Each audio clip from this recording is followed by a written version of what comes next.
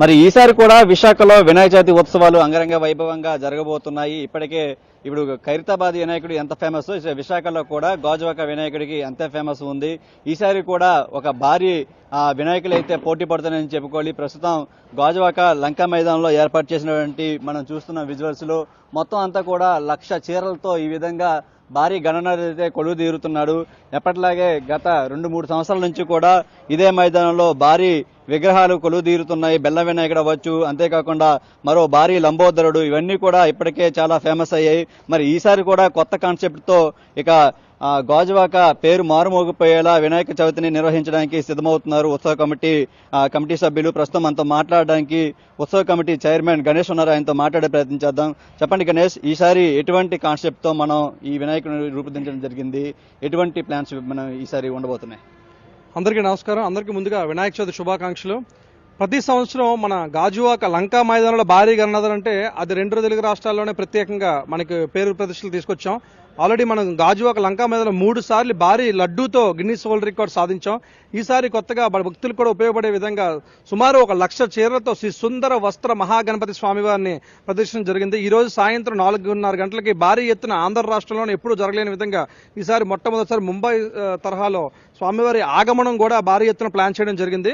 సాయంత్రం 4 గంటలకి మొత్తం తీన్మార్ ఇవన్నీ మధ్యన స్వామివారి ఆగమనం కూడా రాబోతుంది. భారీ స్వామీజీలు కూడా రాబోతున్నారు సాయంత్రం. అలాగే మనకి 27వ తారీఖు ఉదయం 11:22 స్వామివారి మొదటి పూజ అందుకొని ఉన్నారండి. తర్వాత మళ్ళీ 17వ తారీఖు వరకు కూడా పూజలన్నీ కొనసాగించి పసుపు కుంకంతో అభిషేకం చేసి స్వామివారికి అలంకరించిన వస్త్రాలన్నీ కూడా భక్తులు పంచడం జరుగుతుందండి. ఈ సుందర వస్త్ర మహాగణపతి కాన్సెప్ట్ వెనుక ఉన్నటువంటి మెయిన్ ఉద్దేశం ఏంటి? ఎందుకంటే గతంలో కూడా చూసాం, చాలా డిఫరెంట్, పూర్తిగా మట్టితో వినాయకుడు, బెల్లంతో వినాయకుడు ఇవన్నీ కూడా చేయడం జరిగింది. ఈ విధంగా చీరలతో చేయడం అనేది ఒక చాలా పెద్ద టాస్క్ అని చెప్పుకోవాలి. ఎక్కడి నుంచి కళాకారులు వచ్చారు? ఎన్ని రోజుల నుంచి ఇదంతా కూడా తయారు చేయడం జరుగుతుంది? యాక్చువల్లీ చీరాలకి చెందిన 26 మంది కళాకారులు, శ్రీకాంత్ గారు వాళ్ళ టీం మొత్తం 2 నెలల పాటు శ్రమించి చేయడం జరిగిందండి. విగ్రహానికి కూడా మొత్తం వాడిన ఐటమ్స్ కూడా మీరు చూడొచ్చు. స్వామివారి పొట్టభాగం అంతా వాడిందంతా కూడా తమిళనాడు నుంచి వచ్చిన ఐటమ్తో శారీస్తో చేయడం జరిగిందండి. స్వామివారి పీట మొత్తం అంతా కూడా సూరత్ నుంచి వచ్చిందంతా చేయడం జరిగింది. మనకి ఫేస్ ఐటమ్ అంతా కూడా వెస్ట్ బెంగాల్ నుంచి తీసుకొచ్చిన దాంతో క్లాత్ చేయడం జరిగిందండి. ఇవన్నీ కూడా నిమజ్జనం అనంతరం భక్తులకి ఇవన్నీ ఇవ్వడం జరుగుతుంది సార్. మొత్తం ఎంత దీని ఎత్తు ఎంత అంటే గతంలో కూడా 100 అడుగులు పైనటువంటి విగ్రహాలు ఏర్పాటు చేయడం జరిగింది. తెలుగు రాష్ట్రాల్లోనే ఇది ఒక పెద్ద ఎత్తుగా ఉన్నటువంటి విగ్రహాలు తయారు చేయడం జరిగింది. ఇప్పుడు ప్రస్తుతం అయితే ఈ గణపతి ఎత్తు ఎంత? 111 అడుగుల వరకు వస్తుంది సార్ మొత్తం అంతా మండపంతో సగా. మనకి ఈసారి స్వామివారికి వచ్చే భక్తులందరికీ కూడా ఈ ప్రత్యేకంగా ఈసారి గతంలో లెఫ్ట్ సైడ్ మనం అనంత పద్మనాభ స్వామి విగ్రహం పెట్టుకున్నాం. అలాగే ఈసారి మహావిష్ణు స్వామివారి విగ్రహం కూడా మొత్తం మూమెంట్స్ తో రాబోతుంది. అలాగే రైట్ సైడ్ కూడా మనకి రాధాకృష్ణుడి తరహాలో మొత్తం బుర్రా కేవ్స్ తరహాలో వాటర్ ఫాల్ సెట్ అంతా వస్తుందని దాంట్లో ప్రత్యేక ఆకర్షణగా అది కూడా నిలవబోతుంది ఈ సంవత్సరం. అలాగే మనకి లడ్డూ ప్రసాదం కూడా తాపేసం సూర్యుచ్చి వాళ్ళు సాంప్రదాయంగా మనకి పంపిస్తున్నారు గాజువాక లడ్డు, మనకి లడ్డూని. అది ఈ ఇయర్ కూడా భారీగా రాబోతుంది. అలాగే మనకి అగరబత్తి కూడా సుమారు ఒక 15 అడుగులు ఎత్తులో ఉన్న భారీ అగరబత్తి కూడా సుమారు ఒక 4 రోజుల పాటు స్వామివారికి అది కూడా పెట్టబోతుంది. ఆ ధూపంతో స్వామివారికి పూజ కూడా చేయబోతున్నాం. అది కూడా మనకి మార్నింగ్ స్టార్ట్ చేయబోతున్నాం అండి. రైట్. మరోవైపు ఇంత పెద్ద భారీ గణనాథుడిని ఏర్పాటు చేస్తున్నారు. ఆ రోజు వినాయక చవితి రోజు ఎన్ని రోజులు మొత్తం ఉంచుతున్నారు? అంటే పోలీసులు కూడా ఒకవైపు కొన్ని గైడ్ లైన్స్ విధించడం జరిగింది. వాటన్నిటికి సంబంధించి ఎటువంటి ఏర్పాట్లు చేస్తున్నారు? యాక్చువల్లీ సార్, మనం గతంలో ఇప్పటిగా 2009 నుంచి కూడా గాజువాకలో మనం వినాయక చవితి ఉత్సవాలు కాణిపాక రీతిలో 21 రోజు పాటు జరుగుతున్నాయి. అదే 21 రోజు పాటు ఈ సంవత్సరం కూడా 21 రోజు పాటు జరుగుతుంటాయి. కాకపోతే మనకి 7వ తారీఖు చంద్రగ్రహణం ఉండడం వల్ల 7వ తారీఖు మధ్యాహ్నం 12 గంటల నుంచి స్వామివారి దర్శనాలన్నీ ఆపివేయడం జరుగుతుంది.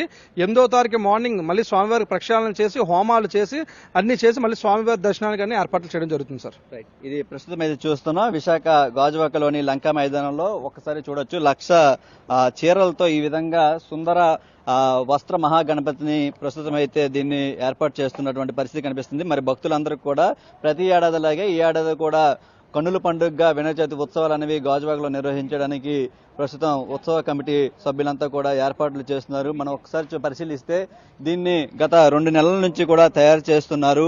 మొత్తం వివిధ